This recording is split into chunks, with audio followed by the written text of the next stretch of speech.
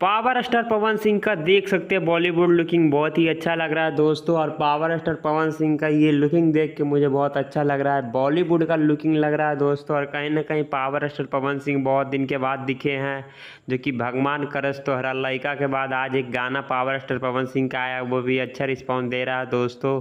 और कहीं ना कहीं बात कर लिया जाए पावर स्टार पवन सिंह का ये फ़ोटो के बारे में, तो काफ़ी अभी सोशल मीडिया पे इनका फ़ोटो वायरल हो रहा है।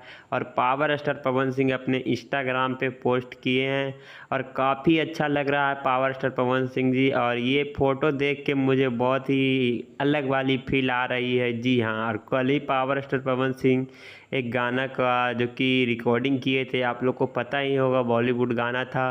और कहीं ना कहीं वही गाना का लुकिंग देखने के लिए मिलेगा क्या दोस्तों? अगर इसकी पूरी जानकारी अगर मिलेगी, जैसे ही कोई पोस्टर वगैरह आएगा तो उसका अपडेट हम आप लोग को देते रहेंगे दोस्तों। ये आपको फ़ोटो कैसा लग रहा है पावर स्टार पवन सिंह का ये न्यू वाला लुकिंग?